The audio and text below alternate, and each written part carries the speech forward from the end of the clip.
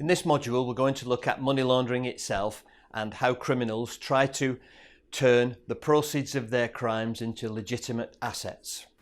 Property transactions are a good way of converting criminal assets into legitimate assets, and that's one of the reasons why estate agents are regulated under the money laundering regulations.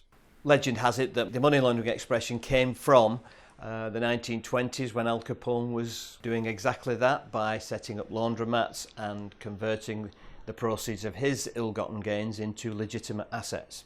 But what you have to do as an estate agent is you've got to ensure that you're not exploited by these people. And so what you have to do, if you do believe there is any suspicion of money laundering, is you have to report it to the National Crime Agency. But what is money laundering? Well, in actual fact, there are three processes involved in money laundering: placement, layering and integration. So what we'll do is we'll look at these three in a little bit of detail. Placement is fairly straightforward. It's where criminals put the cash that they've obtained from criminal activity into some sort of legitimate asset. So that means they might buy a property, for example. That would be placement. Now they want to layer it. They want to put it into different levels and move it around into different transactions and different products so that it's very difficult to identify the source of the funds. This is called layering. And once they've done that, then they've got integration. They've got now illegitimate funds that are now in legitimate assets, and so therefore nobody can catch them out. What you have to do is ensure that if you suspect anything, then you make that report to the National Crime Agency. So what is suspicion? Well, it's really anything. Anything that's unexpected or unusual might mean you've got suspicion of money laundering. Anything that doesn't sit right for you when you're dealing with a transaction. Anything that doesn't make any commercial sense or professional sense. Remember that it's an objective test and that it is reasonable grounds for suspicion. So if you have those situations, then you have to make a report to your money laundering reporting officer.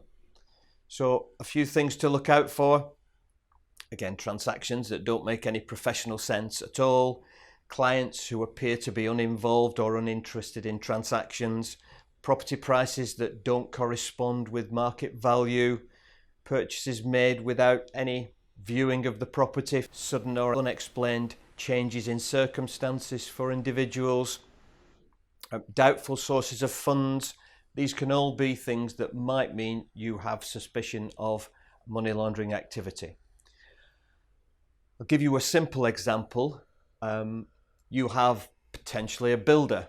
He will do work for lots of people and people will pay him cash.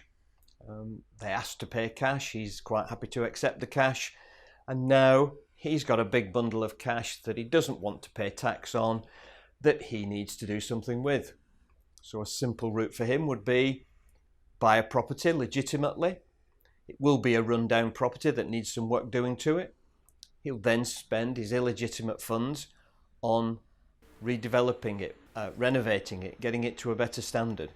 He'll then sell it for significantly more than he bought it for, and lo and behold, he's now got his ill-gotten gains into a legitimate asset which he can then sell that property on and buy another property, and he's got legitimate assets.